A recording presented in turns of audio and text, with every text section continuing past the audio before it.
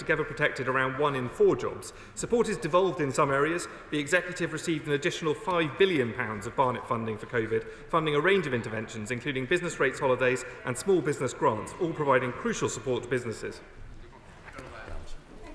And I thank my honourable friend for his answer and for his support for the tourism sector. I'm very pleased to say that I've been to Giant's Causeway and a most wonderful place it was. There is, of course, another way to support tourism in Northern Ireland. And Treasury and Deloitte estimates show that over a 10-year period, VAT at 5% would deliver £4.6 billion in revenue for the Treasury. And, of course, Northern Ireland, as he says, tourism is a very key sector. In that light, does my honourable friend agree with me that maintaining the current very competitive 5% VAT rate for hospitality beyond the pandemic could create new jobs, add tremendous value and prove to be a very powerful dividend for businesses, UK dividend for businesses in Northern Ireland?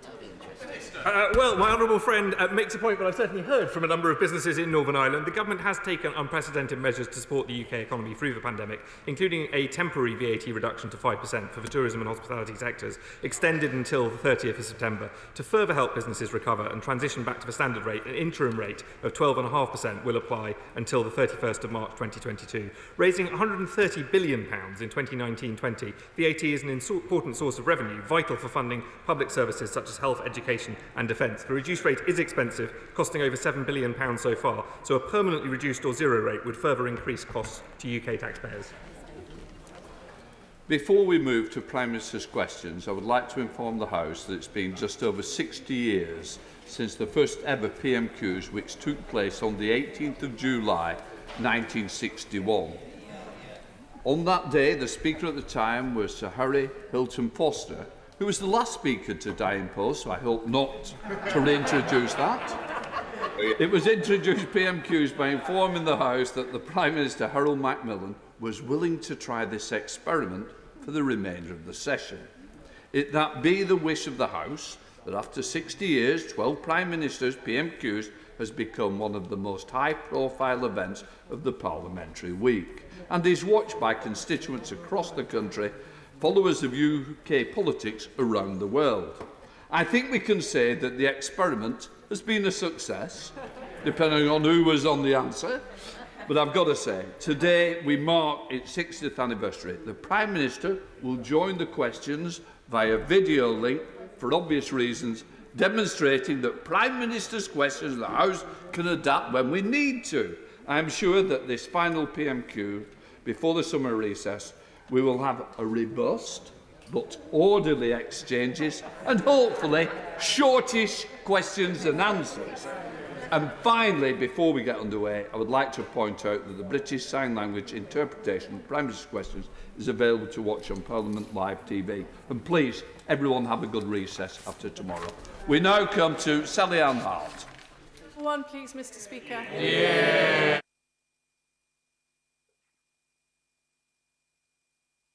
Mr. Speaker, thank you very much, and I'm delighted to be joining the House in the 60th anniversary edition of Prime Minister's Question Time, which, as you have rightly just pointed out, was, of course, an innovation introduced under Harold Macmillan, and look forward to answering colleagues' questions today. Mr. Speaker, before the House rises for summer recess tomorrow, I know that everyone will want to join me in thanking parliamentary and constituency staff and the dedicated House of Commons staff for hard work over the last year, and I hope very much that everyone has a restful break. Mr. Speaker, this morning I had meetings, virtual meetings, I should say, with ministerial colleagues and others. In addition to my virtual duties in this House, I shall have further such virtual meetings later today. Sally Ann Hart. Thank you, Mr. Speaker, and I echo the Prime Minister's thanks to all our staff for their hard work this last year. I very much welcome the government's levelling up agenda to ensure opportunity and economic freedoms are enjoyed by every person across our 4 nations. Hastings and Rye is being held back, prevented from achieving its potential, largely or partly due to a lack of transport infrastructure. Will my right honourable friend promise to consider the business case for the HS1 extension from Ashford through to Hastings, Bexhill and Eastbourne and commit to the funding necessary? My honourable friend is a fantastic advocate for the people of Hastings and Rye, and she's made the case to me before for the improvement to transport that she recommends. I know that the particular extension is being reviewed by the Department of Transport right now. A decision will be made in due course, and I'm told I simply cannot anticipate that. But what I can say is that this is the government and the party that is absolutely determined to level up across our country with better infrastructure, superb innovation, Mr. Speaker, and better skills across the whole of the UK. We now come to the Leader of the Opposition, Keir Starmer. Thank you, Mr. Speaker. Can I also thank you and all of the House of Commons staff for everything you've done to keep Parliament open and safe? Can I wish the Prime Minister that the Chequers won well in his isolation? With 500,000 people self-isolating, I think we're all a bit surprised that the Prime Minister, the Chancellor and the Cabinet Office Minister were all randomly chosen for a get-out-of-isolation free card. But it's good that the Prime Minister finally recused himself, even if it took a public outcry for the Communities Secretary to be humiliated on live TV and a trip to a country estate. Mr. Speaker, if someone is pinged by the NHS app, as millions will be over coming weeks, should they isolate? Yes or no? Mr. Speaker, is the answer to that, and I think that everybody understands the inconvenience of being pinged, as he rightly says. Here I am. I wish I was with you in the Commons chamber today. I apologise to everybody in business up and down the land, in all kinds of services, public sector or otherwise, who are experiencing inconvenience. We will be switching, as the House knows, to a system based on contact testing rather than contact isolation. But until then, Mr. Speaker, I just must remind everybody that isolation is a vital tool of our defence against the disease. You're 5 times more likely to catch it if you've been in contact with someone that gets it, and someone that has it.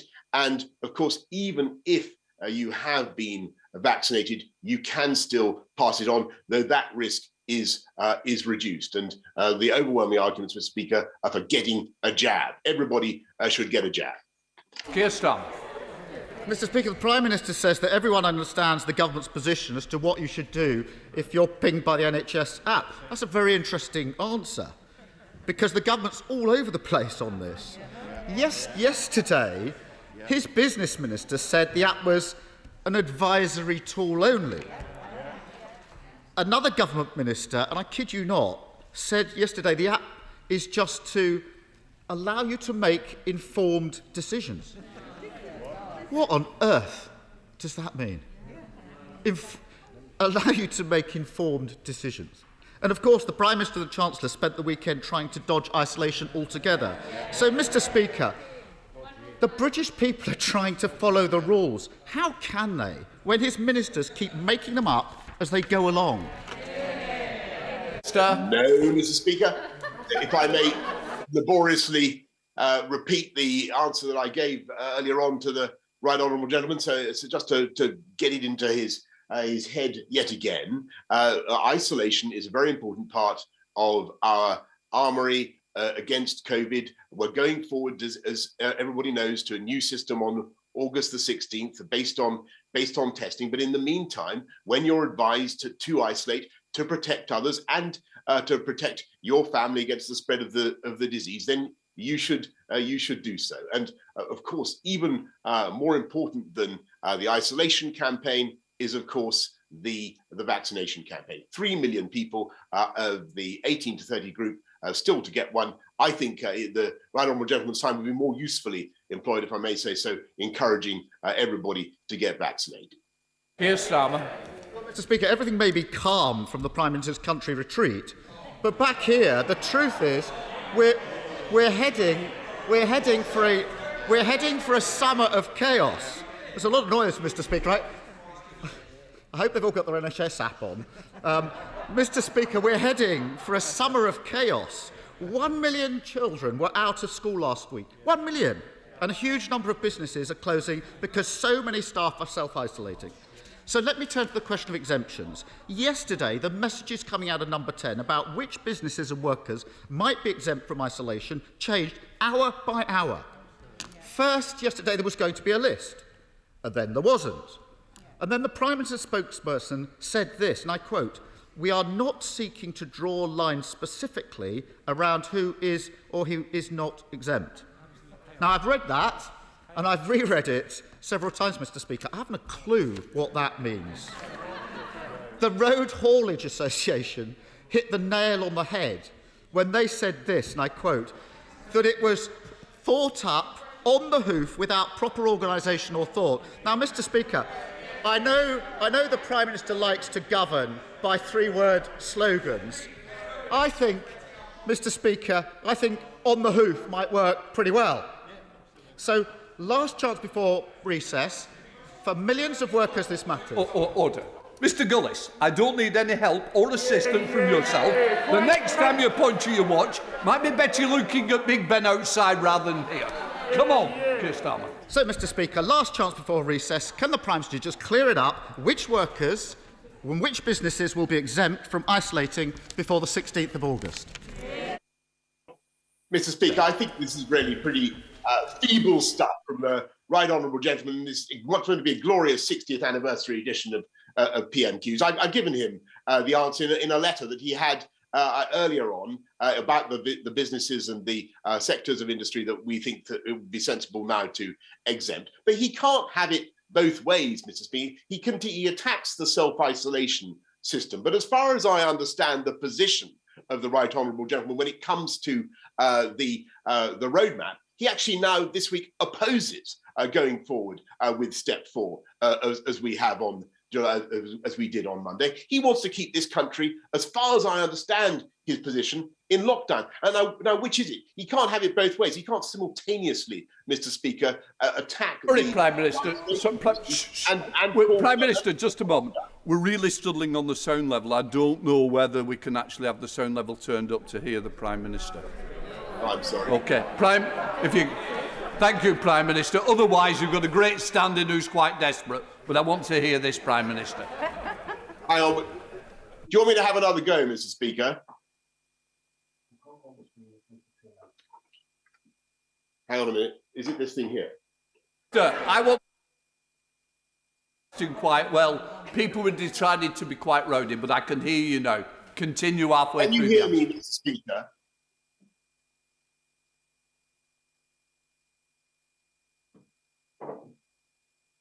Mr. Speaker, can you hear me? I can hear you loud and clear, Prime Minister. Do you want me to give that answer again? Oh, don't worry. Just complete the end bit. I'm very happy. I will repeat it. I'll say it as many times as you like. I think the right honourable gentleman, the leader of the opposition, is guilty of failing to listen to what I said just now. And it's perfectly obvious that, as I said to him in a letter earlier on, that there are some businesses, some parts of our economy that, of course, need exemptions from the isolation regime because they need to be able to carry on. And for the most part, obviously, people will have to follow the rules. We're changing it on August the 16th, by which time we will have vaccinated many more people. I understand people's frustrations, but this is one of the few real tools that we have in our armoury against the virus. And I really think that in attacking the isolation system, which is what I think the right honourable gentleman is doing, he is being totally inconsistent with his earlier announcement, which seemed to be that we should stay in lockdown. If I understand the position of the Labour Party now, which is different from last week, they now don't want to go ahead with step 4. I think I'm right in that. Kirsten. He talks about inconsistency. 2 hours and 38 minutes to do a massive U-turn on Sunday morning. And then what have we seen in the last few days? He says I didn't listen to his answer. I did listen. I still think he's making it up.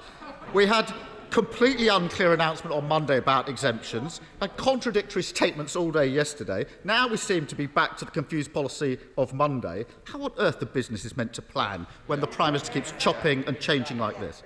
I have to say, even after 15 months of these exchanges, I can't believe that the Prime Minister doesn't see the irony of him spending Freedom Day locked in isolation and and announcing plans for a vaccine ID card. I remember when he used to say he'd eat an ID card if he ever had to produce one, and now he's introducing them. So, Mr. Speaker, when it comes to creating confusion, the Prime Minister is a super spreader. So let me try to get some clarity. Why is it okay? Why is it okay to go to a nightclub for the next 6 weeks without proof of a vaccine or a test, and then from September it will only be okay to get into a nightclub if you've got a vaccine ID card? Prime Minister. Mr. Speaker, I think the Labour leader traditionally has a choice in a national crisis, and that is whether to get behind the government and to offer constructive opposition, or to try endlessly to oppose for the sake of it and to try to score cheap political points. Everybody can see that we have to wait until the end of September, by which time it's only fair to the younger generation, when they will all have been offered 2 jabs, before we consider something like asking people to be double jabbed before they go into a nightclub. That's blindingly obvious to everybody. It's common sense. And I think most people in this country understand it. Most people in this country want to see the younger generation encouraged to get vaccinations. That is what, with great respect to the Right Honourable Gentleman, he should be doing, rather than trying endlessly to score what I think are vacuous political points. Keir Starmer. Mr. Speaker, the Prime Minister keeps asking me if I will support his chaos. No! And I want to bring the Prime Minister back to one of our earlier exchanges in this House. On the 26th of May, I asked the Prime Minister if he'd ever used the words, "COVID is only killing 80-year-olds," or words to that effect. On that day, the Prime Minister pointedly didn't deny using those words. And now we have the proof that he did. We've all now seen the Prime Minister's text message. I quote, "The median age for COVID fatalities is 82. That is above life expectancy." And we have the Prime Minister's conclusion in the same text. "So get COVID and live longer." Remind the Prime Minister, over 83,000 people aged 80 or over lost their lives to this virus. Everyone leaving behind a grieving family and loved ones. So will the Prime Minister now apologise for using those words? Prime Minister. Mr. Speaker, nothing I can say from this dispatch box, or from this virtual dispatch box, I should say, or nothing I can do can make up for the loss and the suffering that people have endured throughout this pandemic. And there will, of course, be a public inquiry into what has happened. But I would just remind the Right Honourable Gentleman, when he goes back over the decision-making processes that we had in those very, very difficult and dark times, that these are incredibly tough balancing decisions that you have to take. Again, you have to balance the catastrophe of the disease against the suffering that is caused by lockdowns, the impacts on mental health, the loss of life chances for young people, Mr. Speaker. And what has changed since we were thinking in those ways is, of course, that we have rolled out vaccines faster than any other country in Europe. 96%, Mr. Speaker, of people over 50 now have had a vaccine. 68% of people have had 2 jabs, Mr. Speaker. What we're trying to say to the country today, and I think the single most important serious message is, if you have not yet had your second jab, please come along and get it. And if you're over 50 and you still haven't had your second jab, or over 40, please come and get it as well. And never forget, Mr. Speaker, that if we'd followed the advice of the Right Honourable Gentleman, we would have stayed in the European Medicines Agency, and we would never have had the vaccine rollout at all. Starmer. Speaker, I think we might need to check that the line to checkers is working, because the Prime Minister's answers have no resemblance to the questions I'm actually asking him. He's given us a list of what he can't do. What he can do, quite straightforwardly, virtually or otherwise, is say sorry. The trouble is, Mr. Speaker, nobody believes a word the Prime Minister says anymore. He promised he had a plan for social care, but he's ducked it for 2 years. He promised not to raise tax, now he's planning a jobs tax. He promised he wouldn't cut the army or the aid budget, he's cut both. And Mr. Speaker, he also promised that Monday would be Freedom Day. He said 18 times from that dispatch box that it'd be irreversible.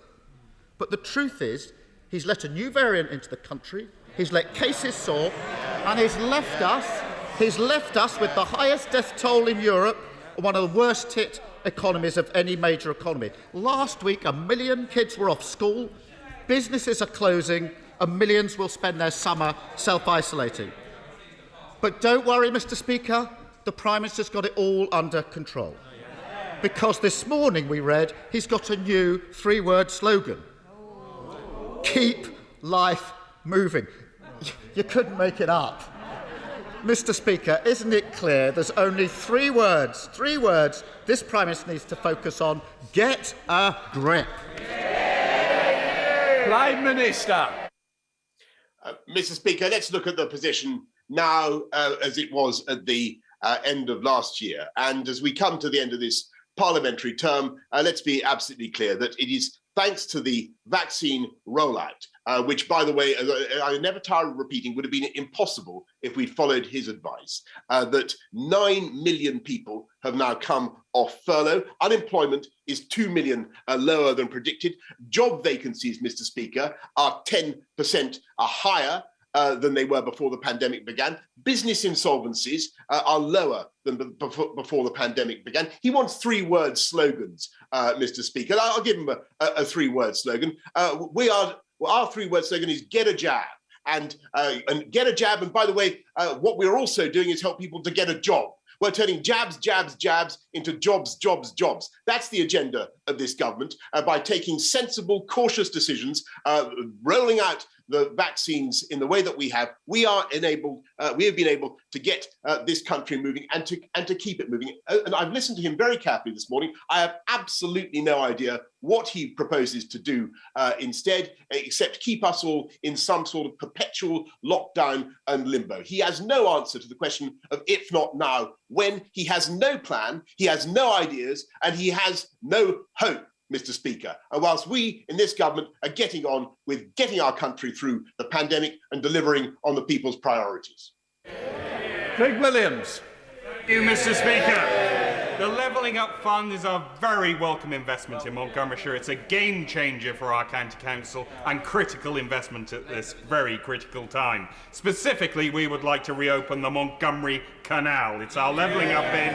It sadly was disconnected from the UK network some decades ago and has been kept alive by a terrific team of volunteers. Will the Prime Minister use the weight of his office and, like the Secretary of State for Wales, jump on the boat, get this investment over the waterline and deliver this levelling up bid in mid-Wales? Prime Minister. I congratulate my honourable friend on the campaign he's running for what sounds like an absolutely beautiful plan to reopen the Montgomery Canal. He won't have long to wait for the decision on that scheme, but I can assure him that Wales is receiving thumping quantities of the UK's Levelling Up Fund. Already 5% of total UK allocations in the first round will be in Wales, and I thank him for the lobbying that he's put in today. Let's go to the Leader of the SNP, Ian Blackford. Thank you very much. Of course, while they're talking about levelling up on the government benches, we in Scotland are looking at settling up for the people of Scotland. Mr. Speaker, I hope the Prime Minister will be reflecting on the judgment from the Parliamentary and Health Ombudsman yesterday that judged that there was maladministration in dealing with the 1950s WASPy women. It's about time that the government delivered justice for those involved. Mr. Speaker, last night we heard from the Prime Minister's former Chief of Staff. On the 15th of October, the Prime Minister didn't believe that the NHS would be overwhelmed and thought that the over-80s should be sacrificed to the whims of the deadly virus. The Prime Minister wrote those words whilst our NHS was facing the darkest moments in its history. While doctors and nurses were fighting to contain the pandemic, the Prime Minister was actively pushing for the virus to be allowed to run rampant through towns and cities. The Prime Minister was willing, in his own words, to allow the bodies to be piled high. Mr. Speaker, on October the 15th, 2020, 60,000 people had already died. How can anyone have put faith and trust in a Prime Minister who actually typed the words, "Get COVID and live longer"? Sir. Mr. Speaker, I think that the right honourable gentleman grossly mischaracterises the substance of those discussions. What I said, I've made points in the House of Commons already in the chamber about the language that I'm alleged to have used. But I think what everybody in this country understands is that the decisions that we had to take at that time were incredibly difficult. And of course, this in no way detracts from the grief and the suffering of those who have lost loved ones to COVID, whose families have been hit by the consequences of that disease. But as I said earlier to the Labour leader, we have to balance very, very difficult harms on either side. There are no good ways through, Mr. Speaker. A lockdown also causes immense suffering and a loss of life chances and damage to health and to mental health. And in due course, the Right Honourable Gentleman knows very well that there will be a chance to look at all of this in a full public inquiry. But I must tell the House that I am content that we followed the scientific guidance and we did whatever we could to save life and to minimise suffering, and of course, to protect our wonderful NHS. Blackford. Is that it? Is that it, Prime Minister? Because, you know, the reality is that the Prime Minister wrote these words himself. The over-80s were expendable. A Prime Minister is charged with protecting society, not putting folk at risk of an early death. Such a glib attitude towards human life is indefensible. The Prime Minister is simply not fit for office. The clear pattern throughout this pandemic is that it's one rule for them and another rule for the rest of us. The reality, Mr. Speaker, that the only way to get to the full truth over this UK government's disastrous handling of the pandemic is for this cabal to be made to answer under oath. So, will the Prime Minister confirm that in the interests of public health and confidence, that the COVID inquiry will begin immediately and commit to appearing at the inquiry himself under oath before any general election is called? Prime Minister. Thank you, Mr. Speaker. And I appreciate why it's so important for this country to have a full public inquiry, and that's why I made the announcement to the House that we would. And I also think that it's right that it should go ahead as soon as is reasonable. I don't think that right now, in the middle of a third wave, when we're seeing many of the key people involved in fighting the pandemic who were very, very heavily occupied, I don't think it's right to ask them to devote a lot of their time to a public inquiry of the kind that I think we would all want to see. And that's why I think it's right that it should start in the spring, when I'm pretty confident, and so are the rest of the scientific community, that we will really be in a much, much better position and able to go ahead. And that is the time to begin the public inquiry. But that doesn't mean, Mr. Speaker, that we aren't continuing to learn lessons all the time. We now have David Davis online. David Davis. Mr. Speaker, 40 years ago, this country led the world in social mobility. Since then, we've fallen so far behind, we're now only 21st in the world rankings. If we're to succeed at levelling up the UK, then we must restore social mobility for working class pupils right across the country. The fastest and most cost-effective way to do that is to re-engineer the classroom, to capitalise on the benefits of modern technology, using artificial intelligence to provide lessons tailored to the ability of each and every child. Countries around the world are already doing this, from America to Australia, China to Estonia. And private schools in the UK, including Eton, are already doing it using world-class British technology.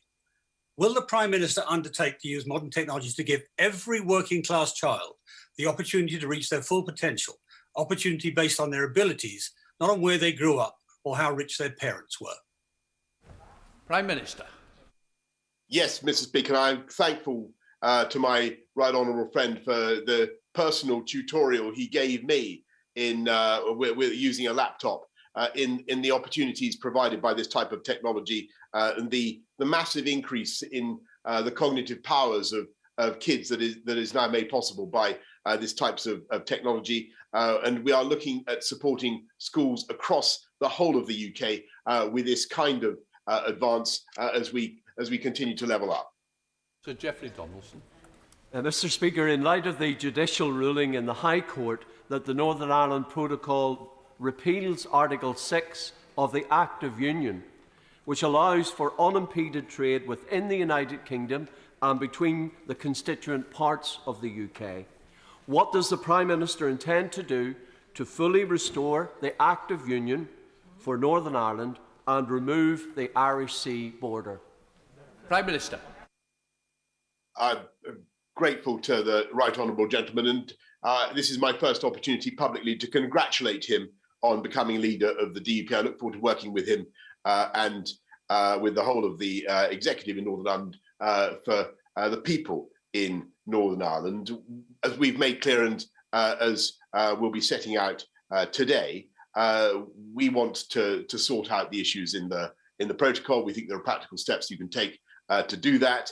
And as far as the court case is concerned, nothing in the protocol affects the territorial integrity of the United Kingdom or Northern Ireland's place within it. Let's see if we can pick up the pace with Theo Clark. Theo.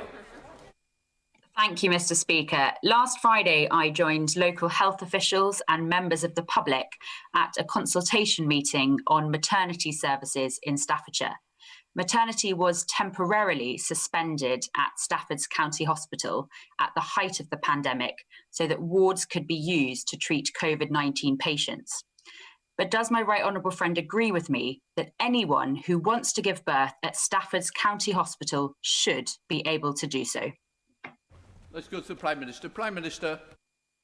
My honourable friend raises a very, very important point, and a lot of the hospitals that I've been around recently are doing incredible work at getting back to pre-COVID levels of service, and I understand that NHS partners are working hard to explore options for restoring maternity services at a county hospital. Stephen Timms. Thank you, Mr. Speaker. Together with the chairs of the committees dealing with social security in the Scottish Parliament, the Senate and the Northern Ireland Assembly, we've made a call that the £20 a week cut in universal credit due in October should not go ahead. A new Joseph Rowntree Foundation report shows that if it does go ahead, out of work families with children will have an income way below what the general public regards as the minimum necessary for an acceptable standard of living. Instead of cutting down, will the Prime Minister not follow his own policy and level up and leave the £20 a week in place? Prime Minister. Mr. Speaker, what we want to do is level up across the whole of the UK by increasing jobs, access to high-wage, high-skilled jobs, and getting people off benefits and into work. And really that is the big difference between his party and the party I lead. We want to help people into work, and I'm afraid that as so often, Labour wants to keep them on welfare. I don't think that's the right way forward. We want to see higher wages, and that's why we've increased the living wage by record amounts, and that's why we are working to ensure that this is a jobs-led recovery, and all the signs are at the moment that is succeeding. But of course, it depends on people getting those jabs and when they're asked to.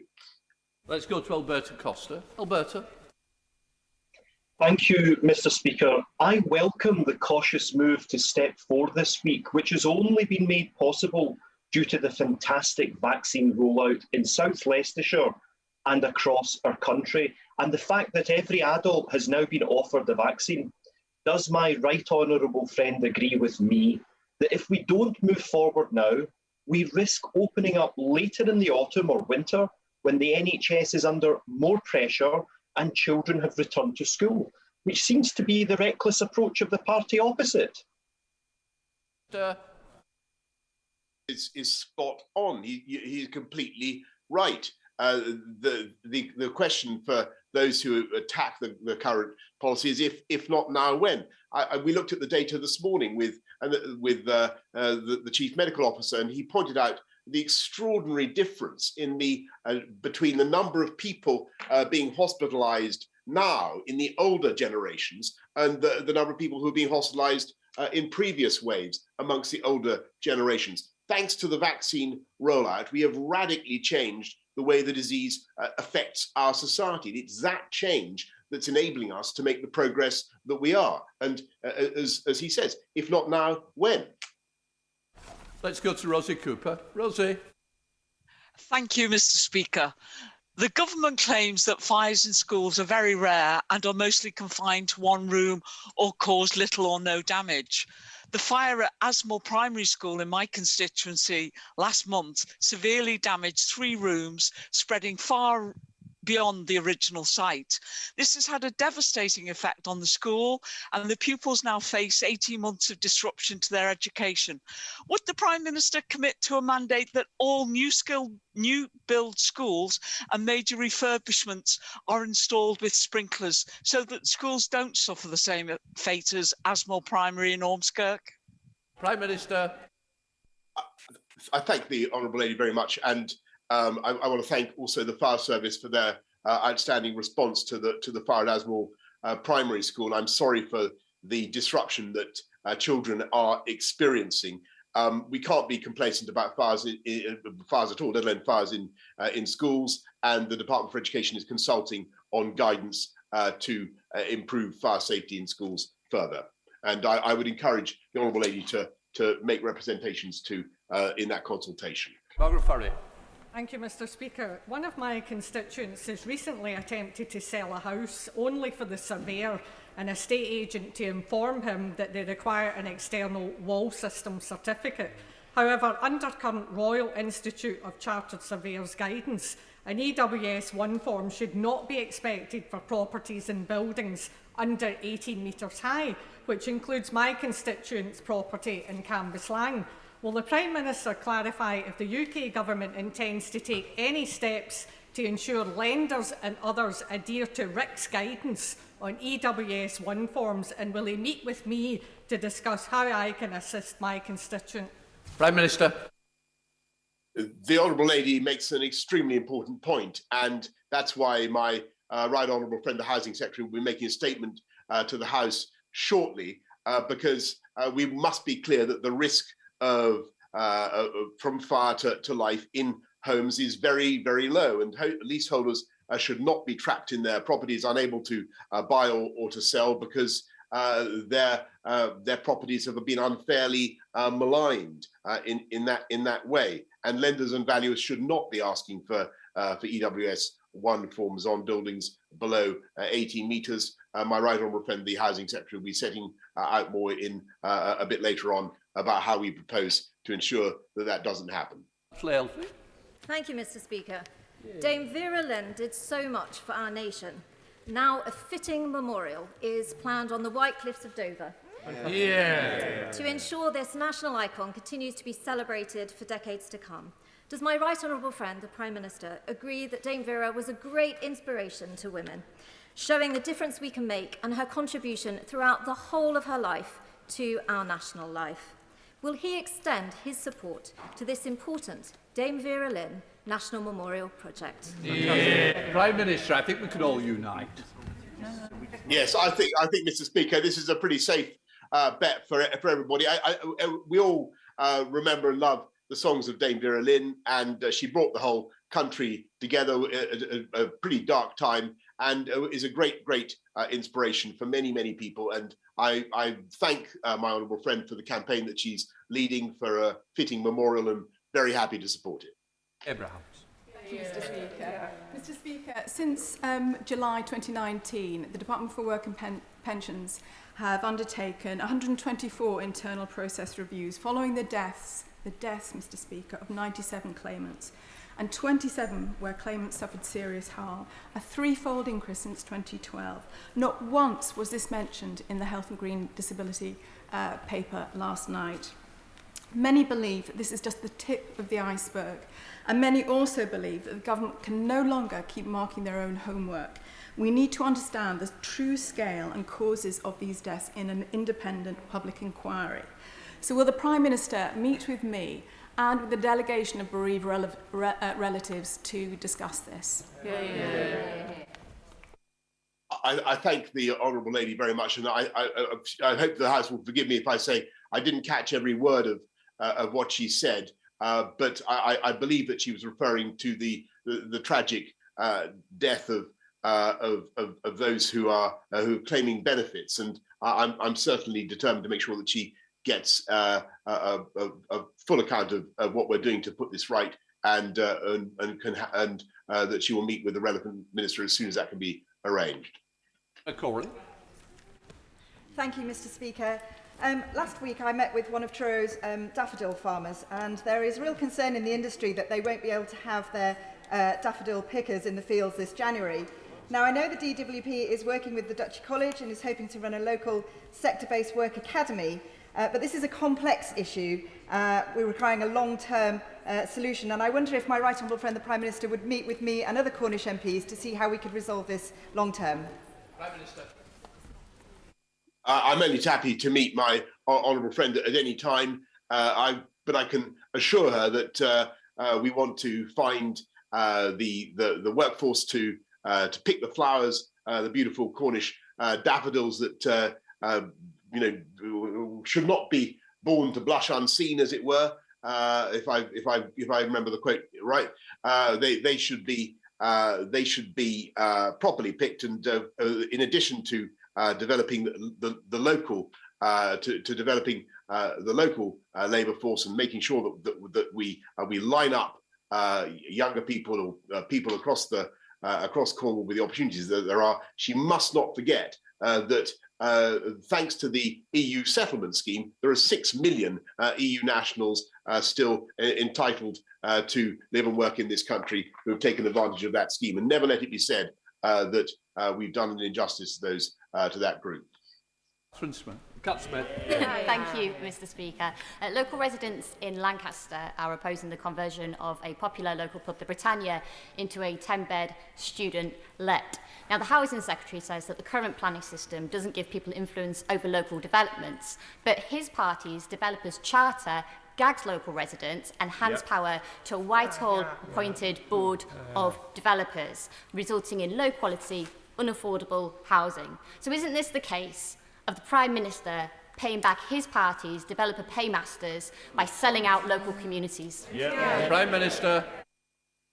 Mr. Speaker, I don't think I've heard such total cobblers in all my life, except possibly from the Leader of the Opposition. That is absolutely that is not what the bill does. On the contrary, it gives local people the power to protect. If I understood her correctly, it was a pub, I think, called the Britannia, that she wanted to protect. There are measures that we're bringing forward to allow local people to protect such places of vital local importance, and when it comes to development, actually, the power will remain vested firmly with local people to make sure that they protect their green space, they protect the green belt, and they only have development in the places where they, the local people, want it. Thank you, Mr. Speaker. I'm sure my right honourable friend is not surprised. People are keen to move to my North Devon constituency, but we, like much of the South West, are experiencing severe housing shortages. Local government needs urgent help and support now, but might he consider, as part of planning reforms, binding covenants being applied to a proportion of new builds to be used as a primary residence and not a holiday let or second home, and that existing homes must register for a change of use if becoming a holiday let, to ensure vibrant coastal communities do not become winter ghost towns? Prime Minister. My honourable friend is a massively effective advocate for the people of North Devon, and she's made these points to me before, and I know that she's right. We've put higher rates of stamp duties, she knows, on the buying of additional property such as second homes. But what we've also got to do is make sure that young people growing up around our country, rather contrary to the instincts of the previous Labour Speaker, have the chance of home ownership in the place where they live, and that's what our First Home scheme will help to do, with a new discount of at least 30% prioritised for first-time buyers. Richard Burke. Mr. Speaker, the Prime Minister is having to self-isolate just as hundreds of thousands of people across the country are having to do because of his reckless COVID strategy. But unlike the Prime Minister, not everybody has been able to run off to a luxury country mansion with a heated swimming pool. And also, unlike the Prime Minister, so many people across our country are having to survive on just £96 sick pay per week. So could the Prime Minister survive on £96 sick pay per week? And if he couldn't, why does he think if it's not good enough for him, it's good enough for everyone else? Yeah. Prime Minister.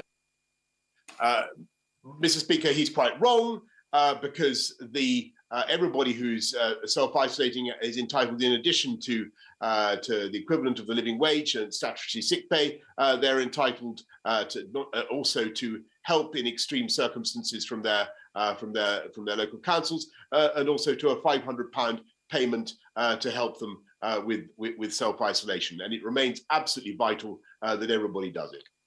Let's go to Bill Wigan. Bill? Thank you, Mr. Speaker.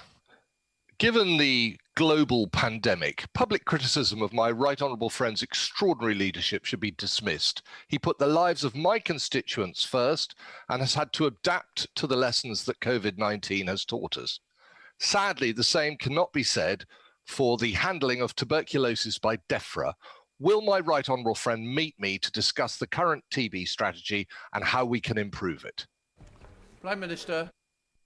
I'm always delighted to meet my right honourable friend, and I can tell him that, I listened to him and I learned from him about bovine TB and badgers.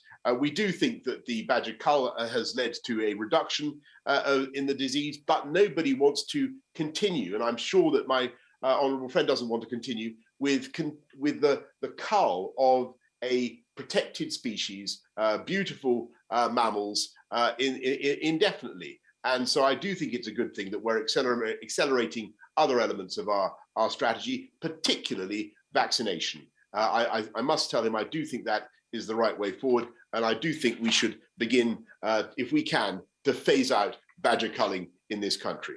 Sarah Olney.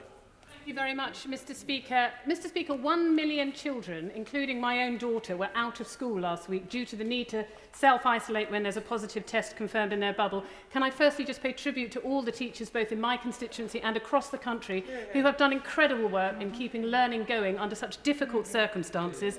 And I was really pleased to be able to thank my daughter's school teacher in person yesterday.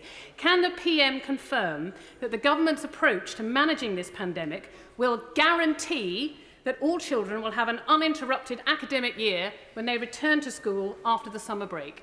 Prime Minister. She's absolutely right to focus on the needs of children in this pandemic and the paramount importance of keeping them in school. And we will do everything we can to ensure that we are able to get schools back in September. I've every confidence that we will be able to, but that will be greatly assisted, as I've never tired of repeating, Mr. Speaker, this afternoon. That will be assisted if everybody goes and gets their second jab or first jab. Mr. Speaker, as chair of the All-Party Parliamentary Group on Missing People, every year 180,000 people are reported to the police as missing from across our constituencies in the United Kingdom. And I'm sure the Prime Minister and everyone in this House will find that completely unacceptable. The Home Office's strategy on missing people has not been reviewed since 2011. Will the Prime Minister please urgently get this strategy reviewed and updated? And with that, will the Prime Minister meet the Missing People's Charity, Children's Society and myself to look at this very important issue affecting our society? Prime Minister. I thank my honourable friend, and I would just remind him that 95% of missing persons incidents are actually resolved without anybody coming to harm, or without the missing individual coming to harm. But I thank him for the work that he does on this issue, because it matters a great deal, clearly, to the remaining 5%, which is an unacceptably high level of suffering. And I'm certainly determined that we should continue to work with all the relevant agencies, the police, social services, to improve our response. And I will be very happy to to take up his offer and ensure that he gets the meeting that he needs. Final question, Dr. Lisa Cameron, please. Many thanks, Mr. Speaker. As chair of the Disability All-Party Group, I hosted a Disability Confident workshop for members of Parliament, and I'm delighted that we are now approaching 25% of cross-party MPs being accredited as Disability Confident employers. So would the Prime Minister become a Disability Confident employer himself, encourage colleagues to do so, and put his support behind improved representation and inclusion in Parliament for people with disabilities? Prime Minister. I thank the Honourable Lady very much for her suggestion that the government should become a disability confident employer. I'm sure that we already are, but I will investigate the matter and make sure that she gets an answer by letter. Thank you very much. I will now stand down your standing Prime Minister as well, and just to say to everybody, please, when we get back, we've got to get through more questions. We've got to get back on time. So let's work for each other. So now we're suspending the House for 3 minutes to enable necessary arrangements to be made for the next business order.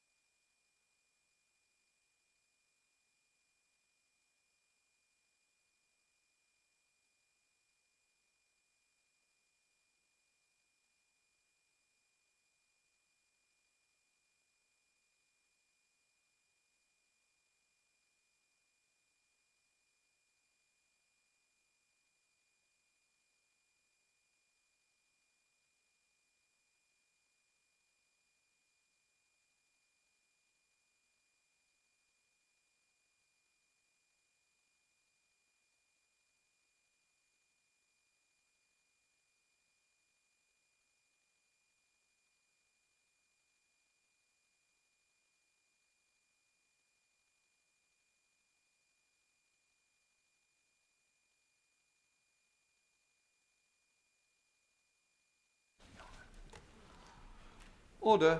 I now call Secretary Brandon Lewis to make the statement. Secretary. Thank you, Mr. Speaker. And with permission, I will now make a statement on the Government's approach to the Northern Ireland Protocol, which is simultaneously being made in the other place by my Right Honourable noble friend, Lord Frost, the Minister of State at the Cabinet Office. The Northern Ireland Protocol was designed to achieve a delicate balance between a number of different aims. It reflected a truly extraordinary compromise by the Government in 2019, driven by our steadfast commitment to the Belfast Good Friday Agreement in all of its dimensions. Just over a year afterwards, we also agreed the Trade and Cooperation Agreement, the broadest and most far-reaching such agreement that has ever been struck. Together, these offered the building blocks of a strong, constructive partnership between the UK and the EU as sovereign equals. And yet, we have not been able to unlock the potential of that new partnership in full yet. And the impact of the current protocol is at the heart of that. There is no doubt that we have tried to operate the protocol in good faith. We worked throughout 2020 to finalise the areas left open by the protocol text itself, without, of course, knowing what the real-world impacts on the ground will be, as is the case with negotiations. We are planning already to invest and are in the process of investing around £500 million in delivering systems and support services. We have worked with businesses to help their preparations for the new trading arrangements. But as we have sought to operate the protocol, it is clear that its burdens have been the source of considerable and ongoing disruption to lives and livelihoods. We have seen reductions in supermarket product lines.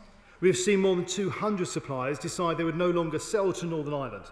And we have seen difficulties not just on the famous chilled meats, but also on medicines, on pets, on movements of live animals, on seeds and plants.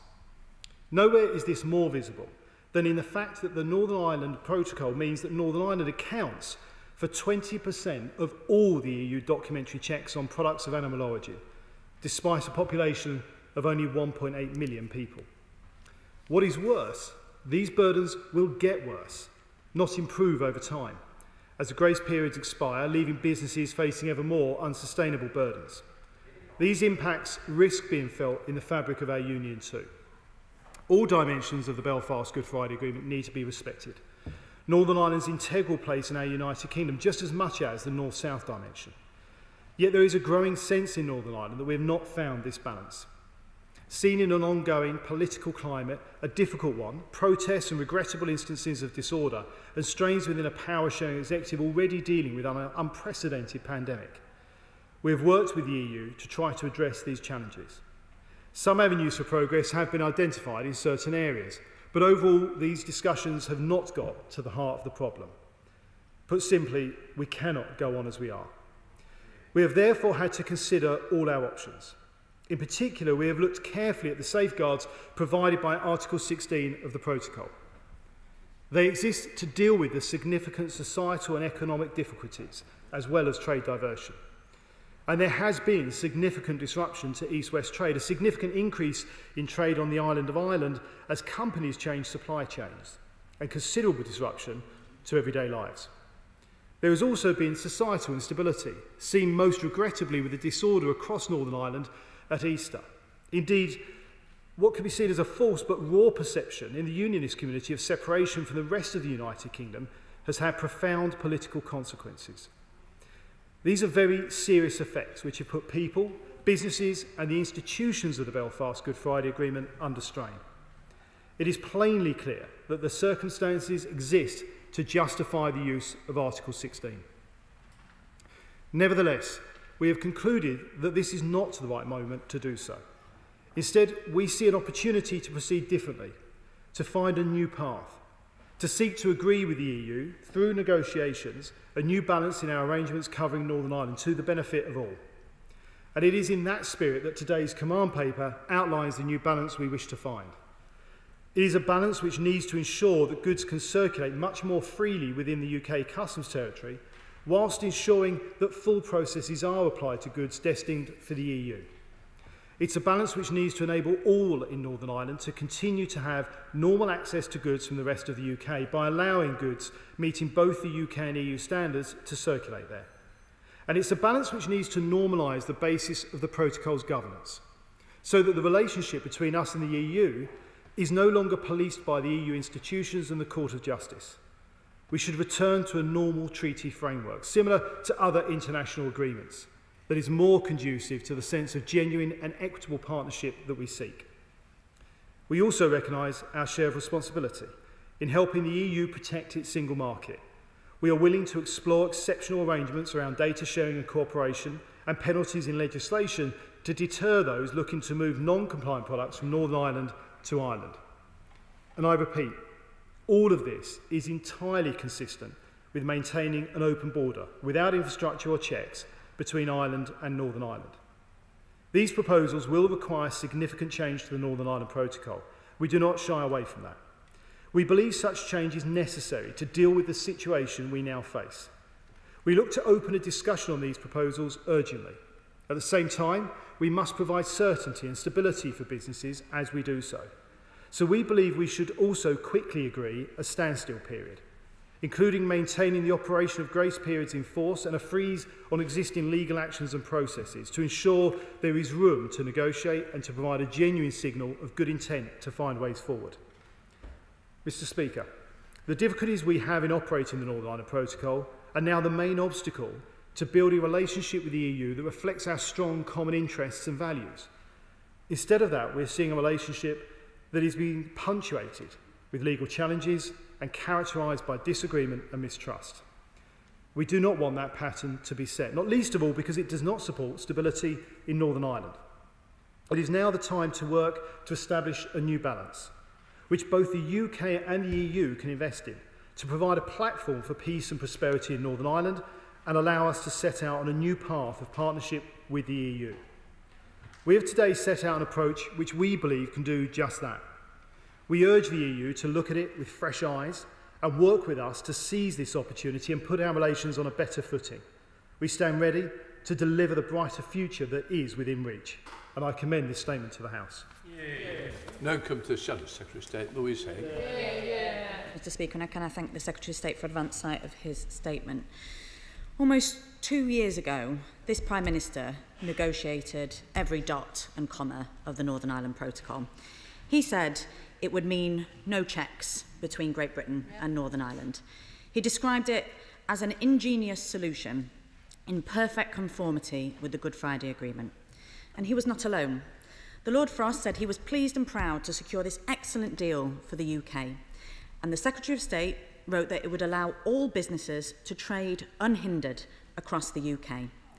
Today, not for the first time, he is back before Parliament to renege on those promises and discredit the deal his government were authors and cheerleaders for, claiming they couldn't possibly have known what the real-world impacts on the ground would be. The country will be asking, once again, is this bad faith or incompetence? Whichever it is, the shambolic approach, the dishonesty, the recklessness and the utter ineptitude has come at a real cost.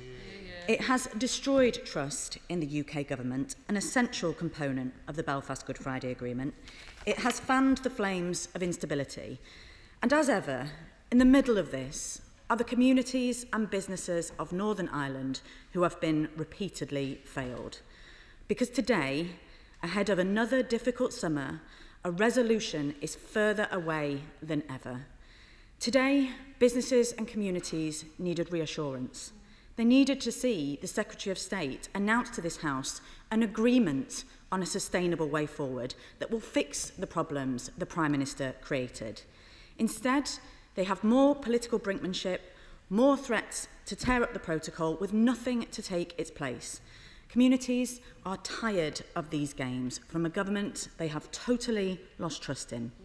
They just want to see sustainable solutions. All of us want to see serious proposals that lower the barriers down the Irish Sea and protect the economic integrity of the United Kingdom. So can the Secretary of State outline whether these proposals have any hope of gaining support? Can he tell the House what conversations he has had with his counterparts that lead him to believe this approach will be successful?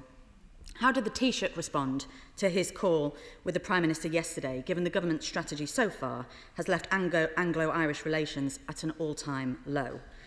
And how is he intending to bring the people of Northern Ireland, their representatives, into these discussions so that they have a direct relationship with the EU, clearly necessary given that this government have demonstrated they have no understanding of Northern Ireland and the delicate balance of identities that must be protected. Does he accept that these proposals bring us right back to square one of the Brexit debates, rehashing arguments around alternative arrangements that have long been rejected and returning the debate to the border north-south on the island of Ireland? What is the time frame for these talks? The command paper is entirely silent on how they will proceed and whether there is any agreement from the EU that they should. Mr. Speaker, this ongoing standoff is having consequences not just for Northern Ireland, but for our relationships with current and future trading partners. The eyes of many governments around the world are on the noble Lord Frost and the Secretary of State this afternoon. President Biden, Prime Minister Ardern are among many who want to know that the UK will abide by international law, by the agreements that they signed, and be a partner they can trust. These endless games are shredding our international reputation and undermining our ability to secure trade deals that are in the best interest of the UK. Mr. Speaker, as we have acknowledged many times in this House, peace in Northern Ireland is still fragile. Advancing the peace process has always required responsibility, honesty and leadership, qualities which are in short supply in this government. Too often in recent years, the Prime Minister has put his own interests over and above the interests of Northern Ireland. They are sick to death of being put in the middle of these games. Another Brexit Groundhog Day, another standoff with the EU. It's time to get real, show some responsibility and find a genuinely sustainable way forward. Secretary of State.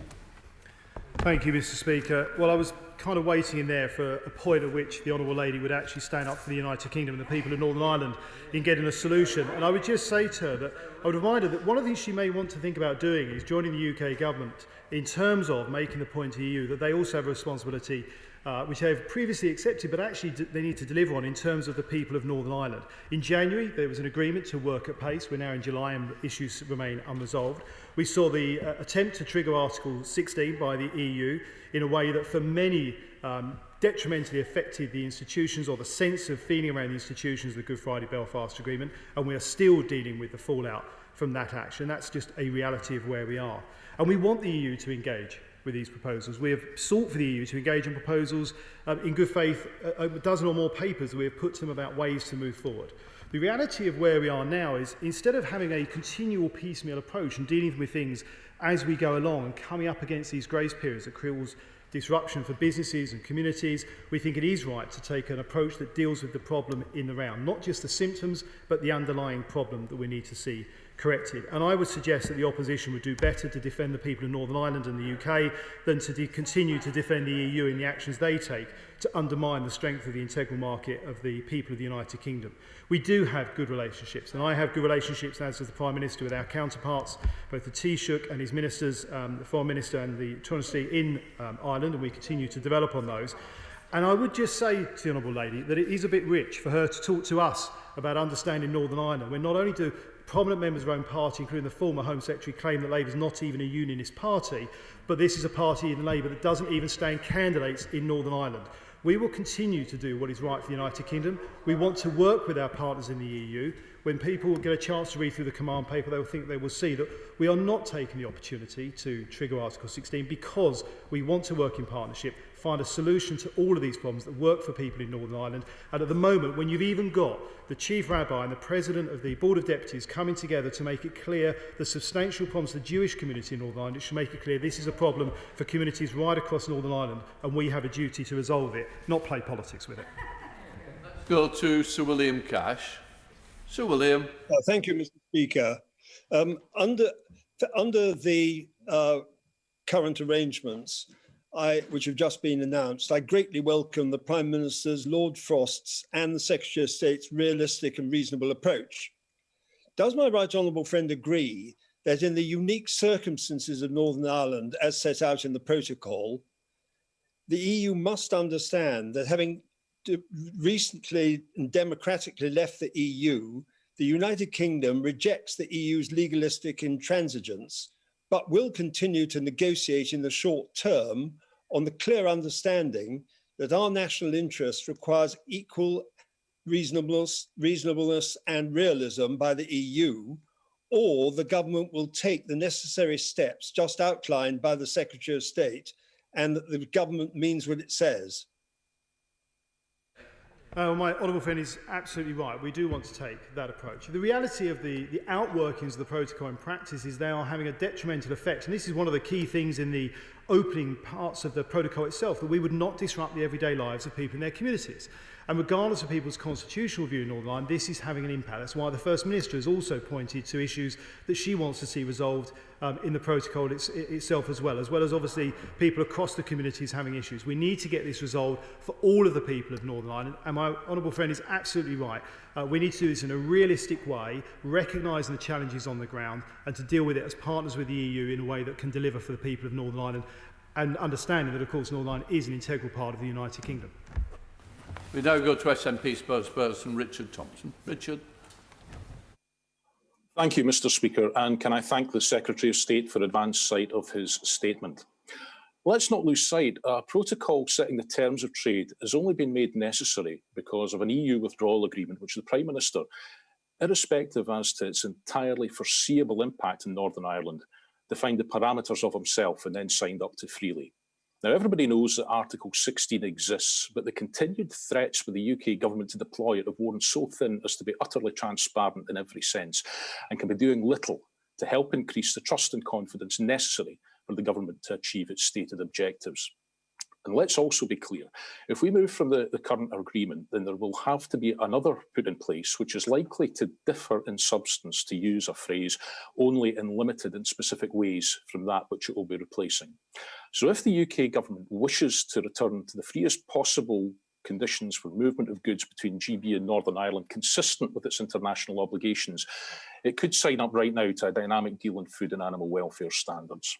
Now, a pragmatic renegotiation of the protocol in light of experience and in light of everything that's come from the nature of Brexit would be desirable, clearly, in order to remove not just the barriers that exist, but also the symbolism that these trade frictions are causing, which are being felt so keenly in Northern Ireland at the present moment. So in that regard, will the Secretary of State ensure that the government, in contrast to its approach to Brexit to date, sets the tone of all its discussions with the EU in good faith around the negotiating table, rather than through the pages of the Telegraph or the tabloids, and at all times in a manner which builds, rather than undermines, the trust necessary to be able to secure a better deal for the people of Northern Ireland? Well, I would just say to the honourable gentleman that, of course, as I outlined in my statement, we are actually not using Article 60. That's something the EU attempted to do, I think, mistakenly earlier this year, which has caused an issue and a sensibility within the unionist community that is still an issue today.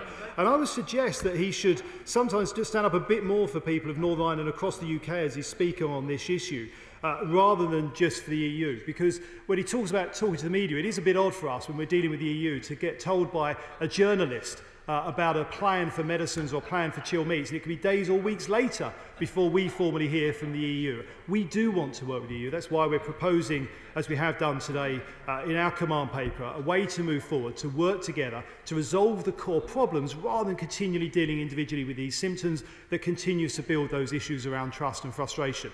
Ultimately, that's the best way to get a result for the people of Northern Ireland, and to have that strong, positive relationship between us as the UK and the EU. Mark Jenkinson. As my right honourable friend just referred to, the European Union's attempts to trigger Article 16 early this year caused political reverberations which are still being felt in Northern Ireland. With communities across Northern Ireland now divided in their support for the protocol, does my right honourable friend agree that it is no longer sustainable as it currently stands, and that an internal border that reshapes and undermines our United Kingdom is unacceptable?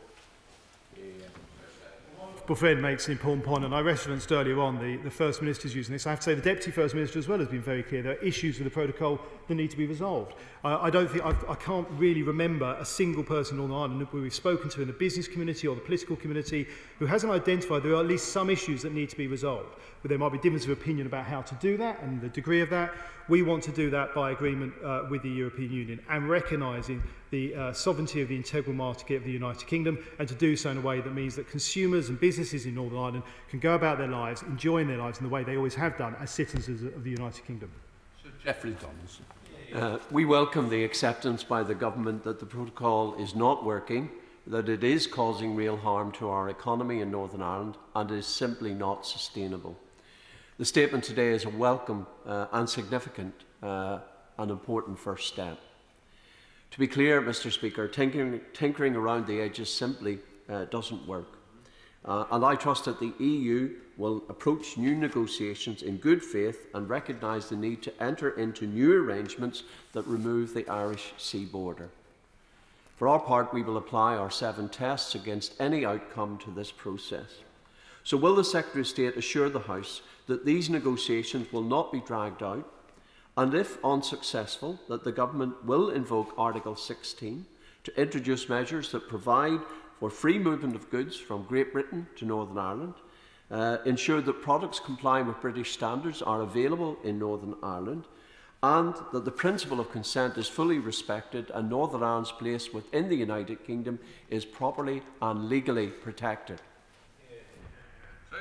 Well, right honourable gentleman makes a series of important points there. And I think it is important that we are very clear that we want to take this forward in a way to negotiate these issues as a whole. As I said earlier on, rather than this piecemeal approach, that we actually solve the underlying issues that are causing so much disruption for businesses and people in Northern Ireland. I think that will be a better way forward, because then we don't have to keep coming back to these things and keep having these issues and challenges around grace periods that just create cliff edges. We have to avoid that. That's why we're suggesting a standstill period as well as we go forward. And I think ultimately this is about recognising this is an issue that affects everybody, the whole community of Northern Ireland, and something that has united people across the community is wanting to see these issues resolved. We think there is a realistic way to do that. We think there's a way to do that within the framework of the protocol. We've always recognised, and we're still clear about this, that the single epidemiological unit of the island of Ireland is something that's been there for a very long time, and those checks in one form or another since about the 19th century.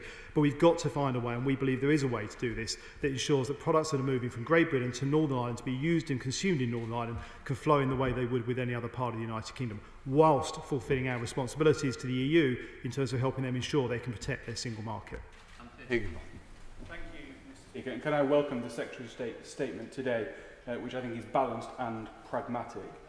The Northern Ireland Protocol was always a difficult compromise, but it was made in good faith to protect the Good Friday Agreement whilst respecting the EU's single market and our own single market and Northern Ireland's place in the United Kingdom. As this command paper makes clear, it has not managed to do that. So could I ask what conversations he's had with the European Union, whether they accept that premise, and if they don't accept it and they won't engage meaningfully in this command paper and the negotiations we want, whether Article 16 does remain on the table?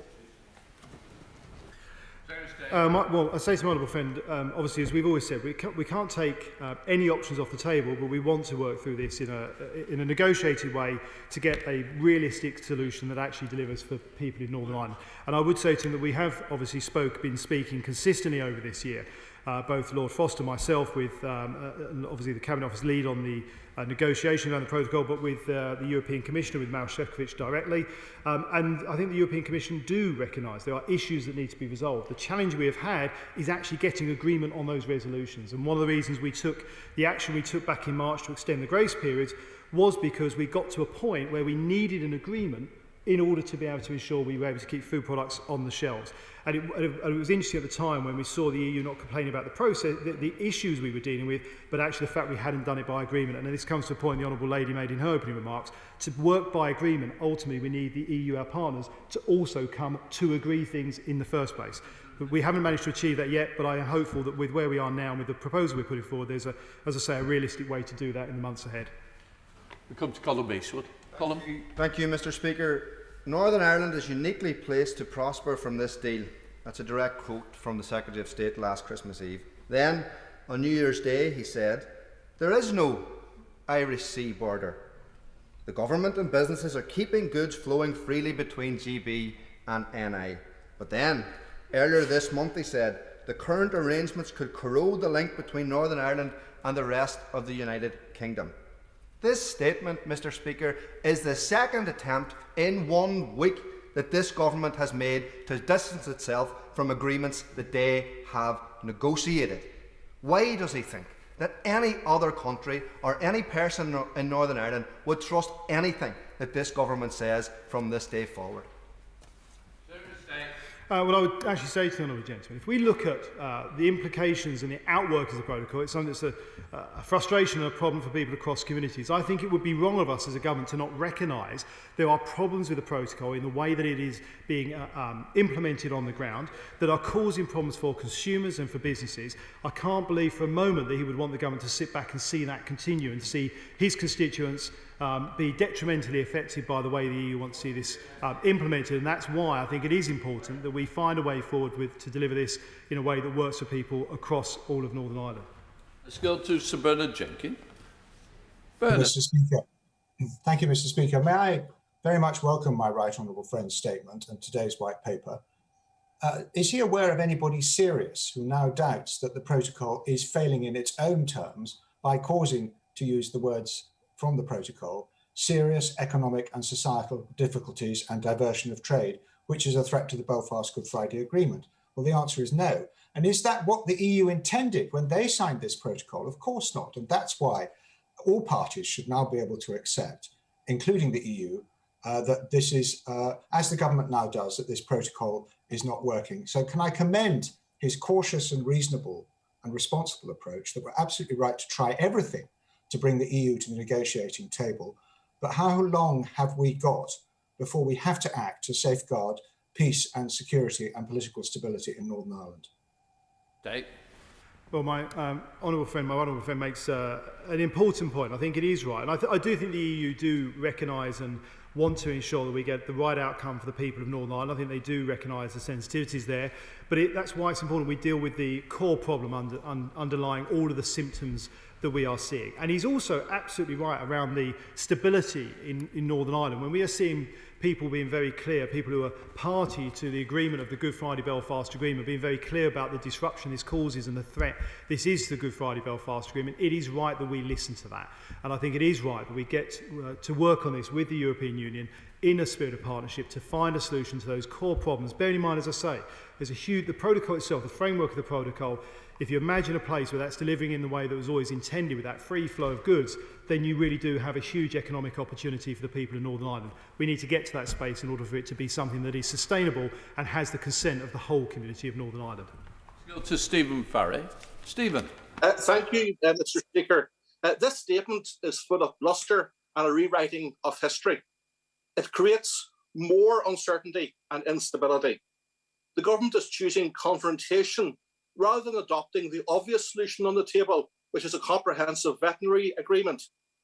The Secretary of State should know that the only legally sustainable way forward to achieve the necessary flexibilities and mitigations is through agreement with the European Union, either within the protocol or building on the Trade and Cooperation Agreement.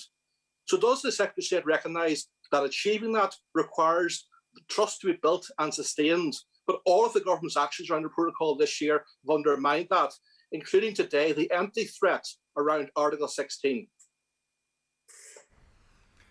Well, I would just gently suggest the Honourable Gentleman looks back at the statement I actually made and has a read of the command paper, because that is looking to form an agreement with the EU and to do this in a way that I think is reasonable and sensible and deals with those fundamental problems that are affecting his constituents as well. And I would again just say to him that he should maybe be standing up for his constituents more than he is standing up for the EU at the moment, in the sense that he seems to be forgetting the fact that it's the EU who had said they would work at pace to resolve these issues 7 months ago. It's the EU who sought to trigger Article 16 that caused so many issues for the unionist community in Northern Ireland, and who have not yet come to agreement on a range of issues that we need to resolve for the people of Northern Ireland. I think it is right, therefore, that we take this opportunity to outline a way we think to move forward in a positive way that can rebuild the relationship with the EU and fundamentally resolve the core issues that are detrimentally affecting so many of his constituents and people across Northern Ireland. Thank you very much, Mr. Speaker. The Northern Ireland Protocol was pursued and negotiated by this government less than 2 years ago, and it is a reflection of the decisions made by them in relation to the nature of Brexit. In the statement, the government suggests that it has tried to operate the protocol, but they have not yet pursued the option of making supplementary agreements with the EU which would work within the protocol, such as a veterinary agreement, which businesses such as Marks & Spencer support. So can I ask the Secretary of State, given that he has said that the Article 16 grounds have been met, how many of those businesses that he's consulted with agree with him and have asked him to do that, and think it's a sustainable way forward? Well, I would just suggest, the Honourable Lady, she looks again at the statement of the command paper. We're not suggesting that we're, in fact, I specifically said we're not triggering Article 16. We want to negotiate a solution to the problems for the businesses in Northern Ireland and the consumers there. Let's go to Bob Blackman. Bob.